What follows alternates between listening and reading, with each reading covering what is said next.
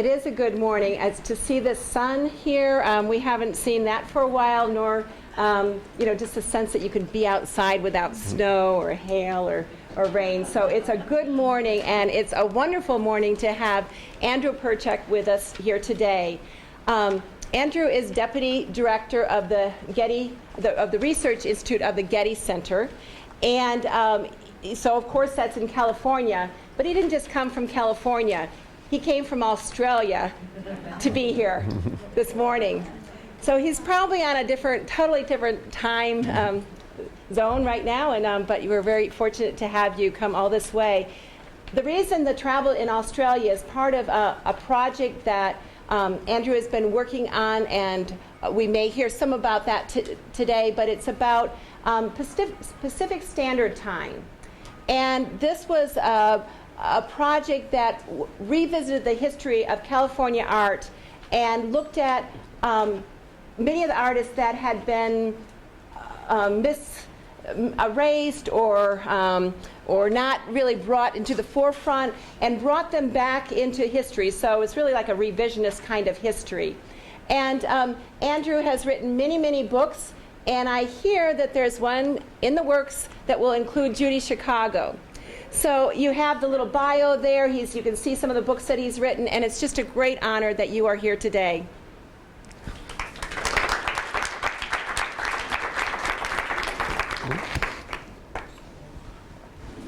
Okay, can you hear me? Oh, good. Well, thank you, Karen, for that kind introduction, and also for organizing this wonderful symposium. I also want to thank Judy Chicago for being the inspiration to bring us all together. What I thought I would do this morning is give everybody a little background into what the art world, and especially the Southern California art world, was like before feminism, and then look at some of the radical changes that feminism brought about. So, to get started, if one were to use a single word to describe the situation of women artists in Southern California before feminism, that is in the 1950s and 1960s, it would be bad. And how does one switch slides?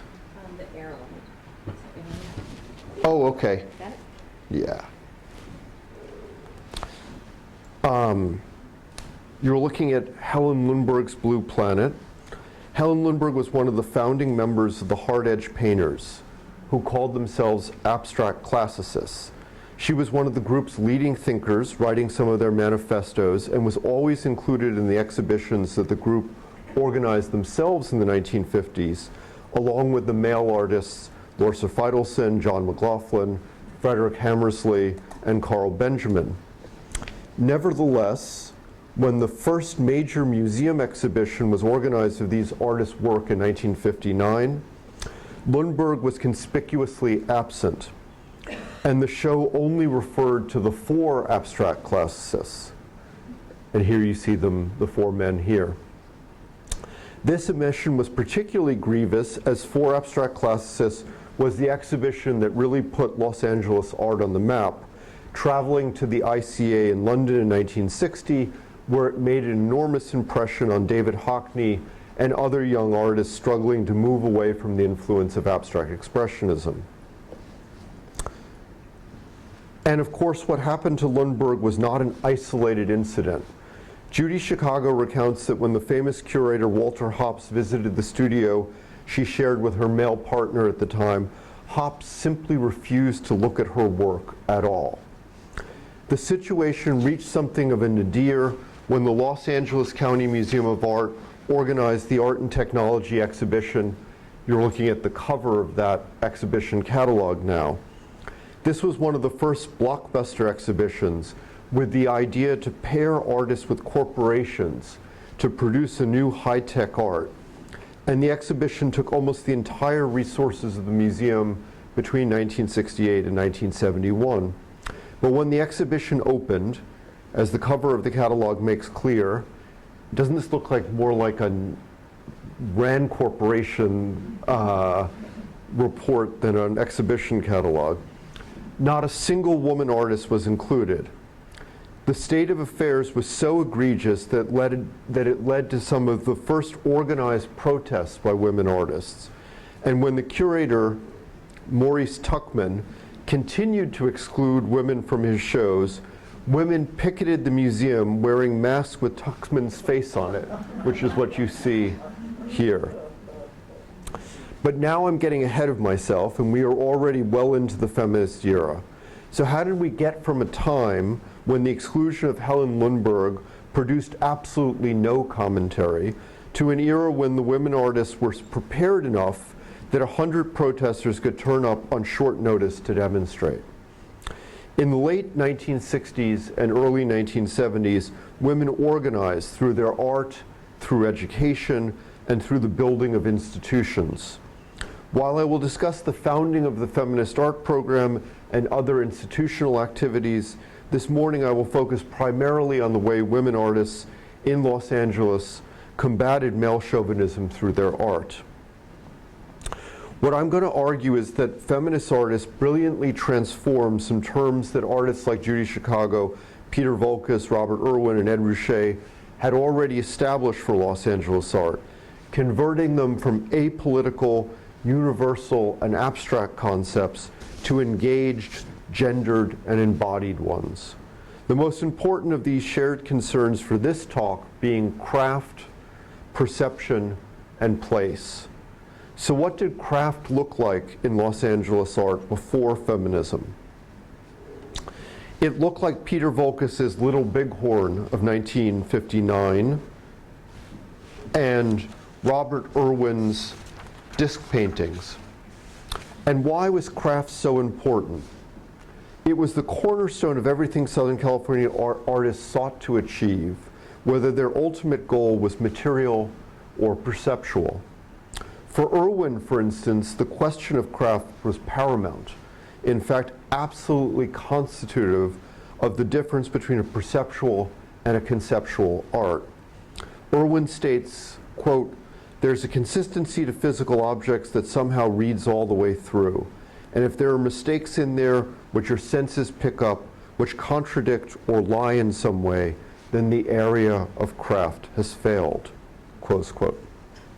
What bears further exploration, starting with the ceramics of Voulkos, which first puts the question of craft at the forefront, is the nature of the craft that inflected the practices of artists in Southern California. For one, this craft precludes a simplistic identification with the well-made object. That is, it's not necessarily well crafted, especially if this is defined in terms of medium. Little Bighorn, for instance, with its cracked, jutting masses, was not considered a well-made ceramic work within the established terms of the discipline at the time. What Voulkos demonstrated in works like Little Bighorn is that a viable ceramics practice could instead be based on a thoroughgoing retraining of artistic skills and such principles as a destabilization of medium, a liberation of color, and an engagement with technology, all qualities that became fundamental terms in the practice of Chicago and other Los Angeles artists in the 1960s. To focus on the last of these principles, the turn to industrial technology already existed in ceramics, but its position was greatly intensified by Voulkos and his colleagues. First, Voulkos modified the electric potter's wheel, then widely in use, by increasing its horsepower from 1/4 to 1/2, allowing them to work on much larger masses of clay. And this ceramic sculpture weighs about a ton. Next, Voulkos crucially adopted two pieces of factory equipment from disparate industries for use in the ceramic studio. He brought in enormous humidifiers designed for fruit packing plants, repurposing them so large clay forms would not dry out while being worked on. And then brought in giant dough mixers capable of mixing hundreds of pounds of powdered clay and water at once. making it feasible to produce work by the late 1950s weighed up to a ton. These innovations were central to transforming clay from a material in an objet d'art context to a sculptural material able to be used on an industrial scale. Judy Chicago was unquestionably one of the artists who carried industrial craftsmanship furthest by training herself in several industrial fields: auto body mechanics to create her early sprayed pieces, boat building for her plastic paintings, and pyrotechnics for her atmospheres, one of which you're seeing here. As Chicago said of her practice, quote, "You have to remember the history of my work. When I wanted to learn to use a spray gun, I went to auto body school. When I wanted to learn how to lay up fiberglass, I went to the boat works. When I wanted to learn how to do fireworks, I went to the fireworks company. I have a long history of apprenticing myself to whomever knows the technique I am interested in," close quote. What does this excursus into art and industry demonstrate? First, it shows a very different relationship to technology on the West Coast than on the East Coast, where it's hard to imagine Dan Flavin introducing new production methods for fluorescent tubes, or Carl Andre refabricating fire bricks. Yet, because the techniques on the West Coast were not really high-tech, artists could be the hands-on innovators and not just the repurposers of off-the-shelf technology or the supervisors of fabricators. However innovative, this craftsmanship would not be consequential unless it produced significant art. One of Judy Chicago's first or earliest sprayed pieces, this car hood, demonstrates how incredibly nuanced this new technique could be in the relationship between color, surface, and shape. Chicago's valediction from auto body school, car hood was painted on the actual hood of an early 1960s Chevrolet Corvair. It is in many ways a three-dimensional hard-edge painting, extending the lessons of Helen Lundberg's work with a composition that contrasts complementary blues and oranges to striking optical effect. The central design of concentric blue-orange circles bisected by an orange cross shows the enormous precision of Chicago's spray technique, while also avoiding the sometimes visually distracting raised edges of more traditional brushed hard-edge technique. Chicago makes extraordinary use of the undulations of the hood to enhance her flared design, most remarkably in the employment of the elevated center line, which you see here, which is the actual raised center line of the hood, which is painted in the deepest blue to pierce the central concentric design. However, the design in car hood is not entirely abstract. Instead, it combines what Chicago calls her male and female imagery, an inclusion that caused considerable trouble at this early stage in her career. The reaction to her car hood had one critic associating with the work with a popular book that argued that blatant sexuality was the means by which Detroit manipulated car buyers. This quote from the review: Judith Garowitz, which Judy Chicago was then known as, painted car hood also eschews any connotations of motorized power in order to play with the decorative surface and erotic symbolism of the automobile. Car hood might be a cover design for the Insolent Chariots, which was the name of that book. Chicago herself admits that partially due to the negative reaction for these early pieces, she intentionally suppressed the sexual imagery in her work, producing the minimalist works, including rainbow pickets, Trinity in 10-part cylinders that bring her to prominence in exhibitions such as Primary Structures and American Sculpture of the 1960s. And you're looking, of course, at rainbow pickets here. So what did craft look like after feminism? This is bound up with the question of what women did to combat sexism. And one of the most important things they did was to organize. In 1970, Judy Chicago founded the Feminist art program at Cal State Fresno, an out-of-the-way state university in the middle of California. Chicago made two crucial decisions in founding the program. She would only teach women, and she would physically separate the program from the rest of the campus. As Chicago said when she was leaving Los Angeles for Fresno, quote, "I'm going away for a year. I'm going to teach a class only for women. After next year, I will never teach again except women. Because I need to be with women as much as women need to be with me. I need to help girls feel secure, that they can realize themselves, that they can be aggressive, that they can be assertive, that they don't have to step back, that they don't have to hide the pressures that all women, all girls feel as long as a man is in the room," close quote. This may seem extreme by today's standards, but I think it was a courageous way to combat centuries of art making and art history that excluded women.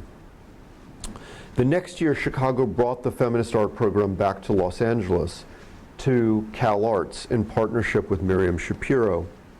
They continued the radical experiments in art teaching that Chicago had pioneered at Fresno, emphasizing collaboration.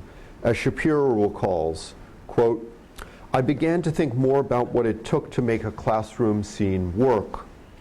Most of the girls had a minimum of art in their background, but they had a high potential for humanity, which allowed them to create art out of their real feelings as soon as Judy, their teacher, gave them permission to do so," close quote.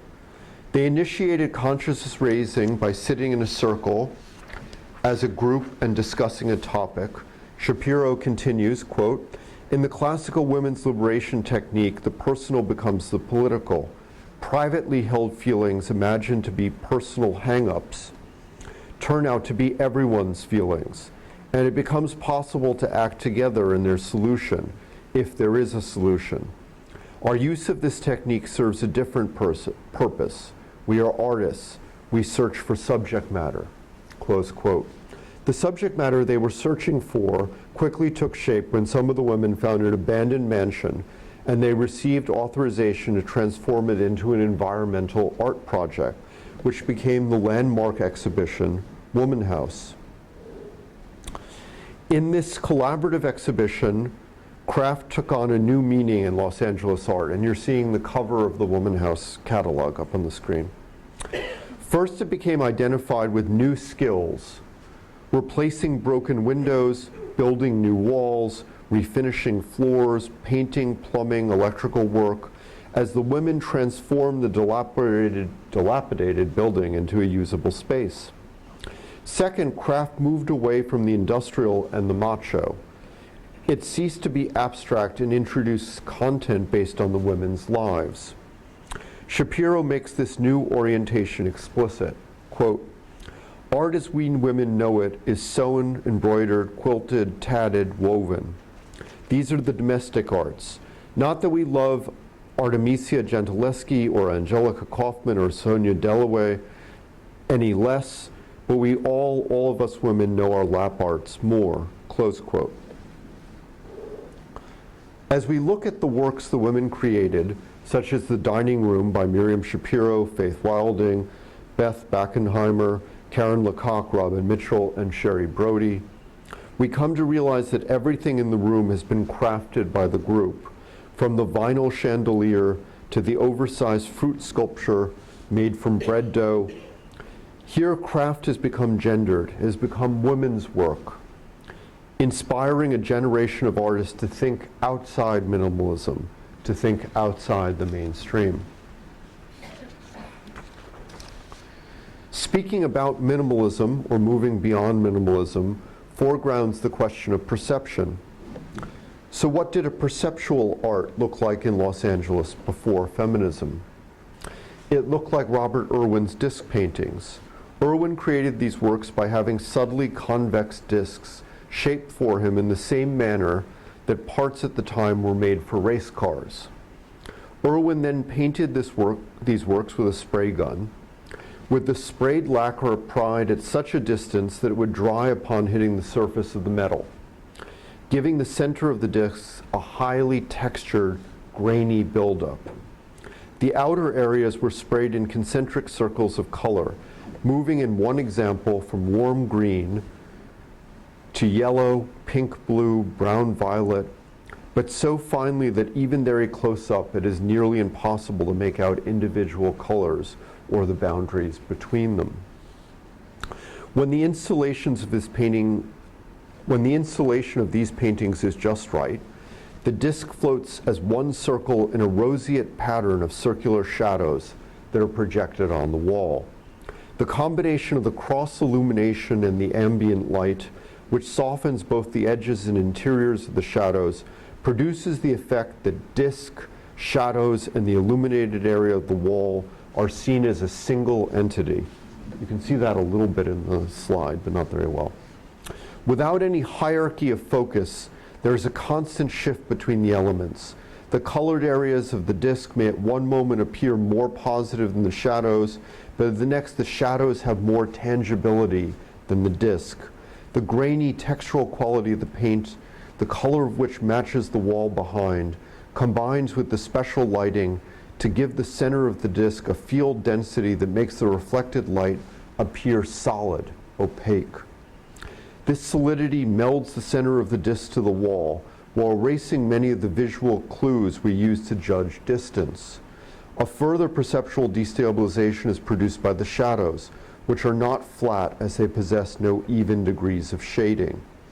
The difference in light and dark breaks up the wall, which no longer reads as a flat, solid surface, and it becomes impossible to precisely locate shadows, disc, or wall in a mappable geometric or conceptual space. These works are in many ways a magnificent accomplishment. If one of the primary goals of abstract painting since Picasso's Cubism had been to eliminate the figure-ground distinction within a composition, Irwin extended this to eliminate the distinction between the painting itself as figure and the surrounding space as ground. In other words, erasing the distinction between what is inside and outside the frame. In doing so, he upset the normal hierarchy of our perception, which in looking at art claims that the painting is the important thing to see and the wall at which it hangs can be ignored. In the disc paintings, perceptions normally conceived of as peripheral or incidental now dominate to such an extent that centered vision can no longer order them. The disc paintings are characterized by a continual pulsation as the entire visual field of the viewer shifts in space and time. This makes vision a truly kinesthetic experience and a profoundly destabilizing one. While in many ways the disc paintings are a notable advance, their irresolvable problem is that the experience they tried to enable was incompatible with Irwin's decision to remain, however tenuously, within the limitations of the medium of painting. The discs are a high point in the integration of craft and perception, but the experience of the discs is often controlling and exclusionary. Frustrated by the fact that viewers were not interacting properly with the discs and therefore not experiencing the pulsation, Irwin resorted to placing tape on the floor to direct the viewer to his or her mark like an actor in a television show.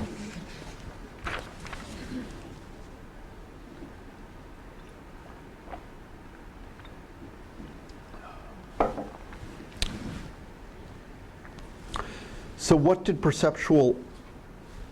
No, I went the wrong way. So what did perceptual art look like after feminism?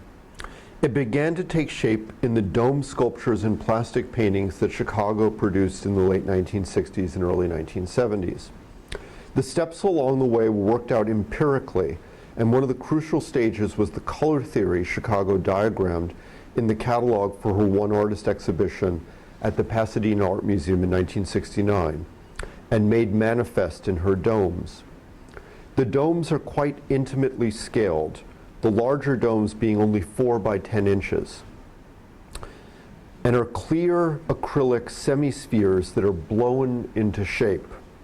Chicago colored the domes by spraying and airbrushing them from behind in shades ranging from opalescent white to dark bronze, and they are always displayed in groups of 3 on clear or mirrored acrylic tabletops.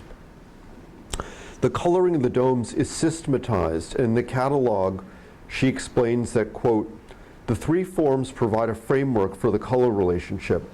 I've used different systems. In all of these pieces, there is a 3/6 rhythm, which is a primary color, secondary color module."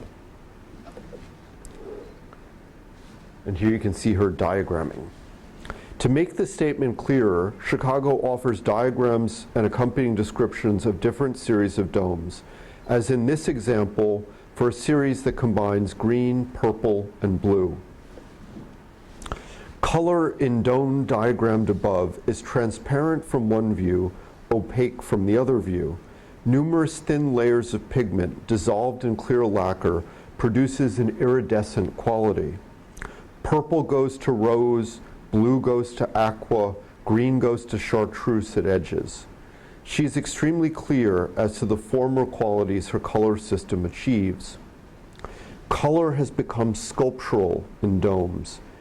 That is, instead of being on the surface of the piece like a skin, it is integrated totally with the shape and inseparable from it. It is not a sculpture that is painted, but a colored sculpture that is atmospheric and an entity in and of itself. The color glows, reflects light, and is indeterminate in position. Close quote. These qualities align her with a number of practitioners who are usually described as finish fetish or light and space artists.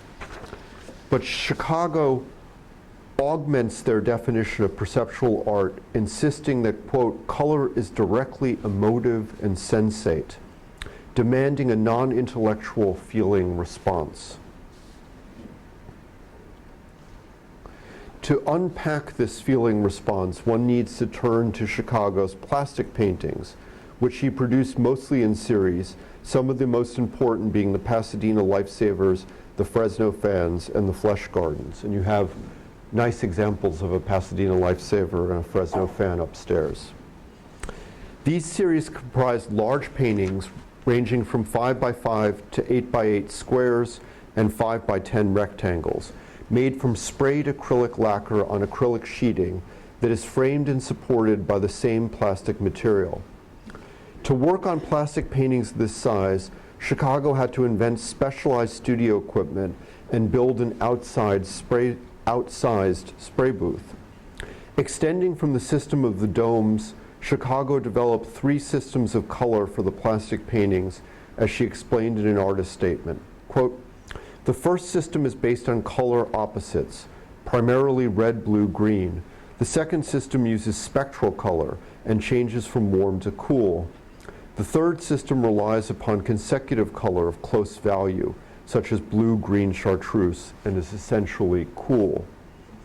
The earliest series, the Pasadena Lifesavers, features a central white square around which float 4 shapes with octagonal centers and circular outer rims. The colors create mutable and varied spatial relations in which some of the shapes seem to spin while others peak at the center or fluctuate in a manner that makes the shapes pulse in and out of space. The white centers do not maintain themselves as a consistent negative space, but at times grasp the edges of the partial grid, opening and closing and taking on a paler version of the palette of the surrounding rings. And to really see that, of course, you need to go upstairs.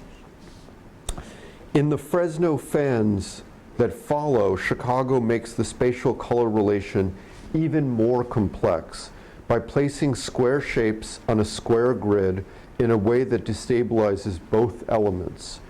Through subtle changes in color, the squares, sometimes individually and sometimes as larger boxes, separate from the grid, literally fanning out. This movement draws attention to the bars or slits at the center of the paintings, which expand and contract amidst the changing location and position of the fans. The Flesh Gardens replace the whirling motion of the Fresno Fans with subtle, graduated color transformations that continuously return to whiteness. now diffused through the entire surface before shading to pastels and more intense blues, pinks, greens, and oranges. It is now possible to locate some of the emotions, sensations, and feelings Chicago associated with her color systems. 2 years after her Pasadena catalog, Chicago herself established a more precise definition.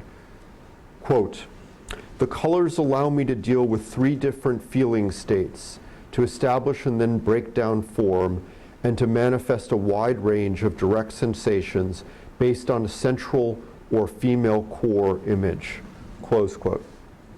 This and similar statements and the fact that Chicago gave some works titles such as "click cunts" have caused many artists to reduce the paintings using the dismissive term cunt art.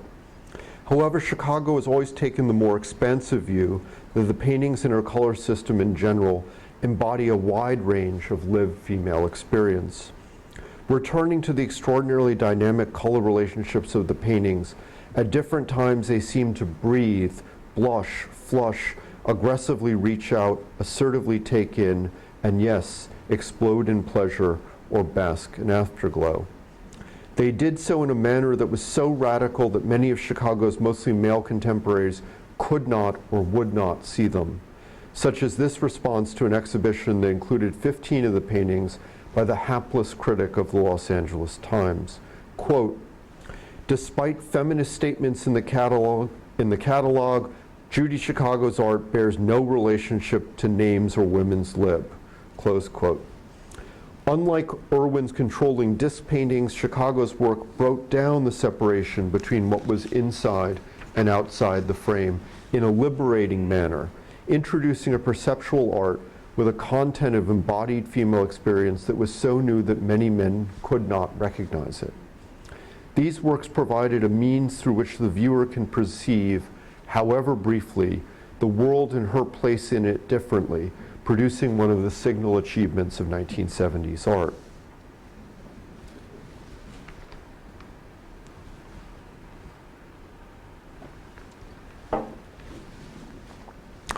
So what did place look like in Los Angeles art before feminism? It looked like Ed Ruscha's photo books that documented everyday aspects of the built environment, like gas stations, apartment buildings, parking lots. And what did Ruscha say of the city in his depictions? Quote, "Los Angeles to me is like a series of storefront planes that are all vertical from the street, and there's almost like nothing behind the facades. It's all facades here. That's what intrigues me about the whole city of Los Angeles, the facadeness of the whole thing." Close quote. The photo books depict an emptiness, both literal and spatial, that becomes finally almost unbearable. This can be seen not only in the photos themselves, but in the overall layout of the books. In 26 gasoline stations, there is only one absolutely blank page in the book. Every other page contains either a photo, a caption, or both. Some Los Angeles apartments has 12 blank pages, which tend to emphasize the isolation and decontextualization of the taller apartment buildings from the general low-density orientation of the city. An enormous, and of course what I'm showing you are the layouts of the whole books. An enormous intensification of nullity occurs in 34 parking lots, which although it contains only slightly more blank pages than some Los Angeles apartments, 14, is far more palpably a document of absence. The parking lots are completely empty, except for a few residues of human mechanical evacuation that only accentuate the inhospitable imposition of the various geometric and exacting grids upon the landscape. You can see the grids of the parking lot in the pictures. When Andy Warhol first saw Ruscha's photo books, he reportedly asked, "How do you get all these pictures without people in them?" If barrenness is one of the most tangible qualities of the first Los Angeles photo books, at least the apartment buildings, the parking lots, held out the possibility of being filled by human presence. But beginning with 9 swimming pools, Rouché's spaces seem to deny full inhabitation. The viewer-reader of 9 swimming pools must literally wade through emptiness. There are only 10 pages with photographs out of the total of 64 pages. And there you can see the photographs themselves portray the water as an impenetrable surface, merely a mirror that reflects light, while the entire photographic field is laid out in a manner that leaves no room to be occupied by something as unruly as people. This book is Rouché's first use of color photography, and the constituent elements, the pools, grass, or artificial turf, and the objects such as a soda machine, seem to sort themselves into unbroken fields of the RGB of the photographic process. There is no place for the impure colors of lived space and its citizens. In the next to last of Rouché's books describing Los Angeles, the documentation of emptiness becomes total vacuity. Real Estate Opportunities has 21 blank pages, but what his 25 photographs do depict can only be described as a landscape of desolation. What Rouchet photographed were empty lots, many with for sale signs, and his journey reveals a wasteland that offers about as much chance of successful human habitation as a site of post-nuclear devastation or the surface of the moon.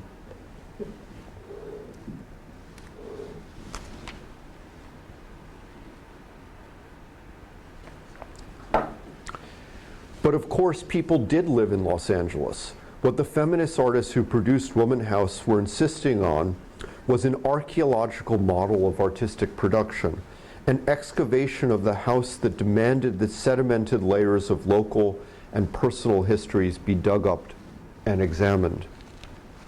In other words, they were saying that places are not merely discovered, as in Rouché's work, but rather are made through the exertions and experiences of those who inhabit them. This is a primary reason that the remodeling of the building was such an essential part of the project. Womanhouse is the physical instantiation of the collective sweat and labor of the women who produced it. But the sweat was not the only bodily reference that defined the relationship of artwork and place. One of the rooms that garnered the most attention was the nurturant kitchen, created by Vicki Hodgetts, Susan Fraser, and Robin Welch. Painted completely in bright pink, including the canned goods and appliances, the room had vacuum-formed plastic curtains by Wanda Westcott. There were also several portraits of notable women, such as Angela Davis, with definite political overtones. In this fleshy room, fried eggs made from sponges transform into breasts as they cascade down from ceiling to walls, and then back to eggs as they approach the stove. The home is here a place of sustenance, where people eat, suckle, and grow. But even in the kitchen, the inequalities of gender are made manifest, as the insides of the drawers featured collages of exotic locales that represented the fantasy travel that might have been in the minds of women trapped at home in their kitchens. In the dollhouse, Miriam Schapiro's and Sherry Brody's House Within a House, the dangers of the domestic sphere vie more prominently with its safety and comfort. Birds peck at rocks, a rattlesnake curls up on the floor of the parlor, outside a window, a grizzly bear regards the baby in a crib. Downstairs, 10 men peer into the kitchen. However, the home is also portrayed as a productive space, a place to develop a career. A man models nude in the skylighted studio, bananas at his feet. An artist lives here, and it is clear she is a woman. Finally, Judy Chicago's menstruation bathroom made manifest a history and a realm of experience the good taste of the era demanded be kept hidden. Display was a white bathroom with a shelf of feminine hygiene products in boxes and a trash can full of used tampons and sanitary napkins. The intense whiteness of the space contrasting with the red in a dramatic, perceptual way. Visitors were not permitted to enter the bathroom, but had to view it through a sheet of gauze suspended in the doorway. This veiling demonstrated that space was not the neutral substance that Irwin and Rouché's work presupposes, but what is inside and outside the frame is always already thoroughly gendered, as is vision itself. What this talk has sought to argue is that early feminism did not enact a complete break with the art that preceded it in Southern California.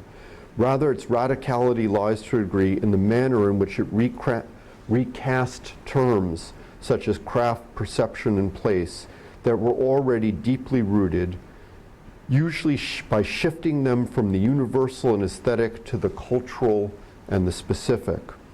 Across such feminist projects as Womanhouse is the perceptual goal of seeing beyond the frame, in this case the strictures of patriarchal society, by allowing viewers to see the world differently and forcing them out of ingrained habits. These communal undertakings recast sexuality as gender, foregrounding societal roles instead of biology. Chicago and her fellow feminist artists had the courage to embrace bad taste both socially and aesthetically, betraying the good taste that women were above all meant to police, and insisting that major art could be rooted in their experiences. In doing so, they created modes of art making that can still be an inspiration today. Thank you.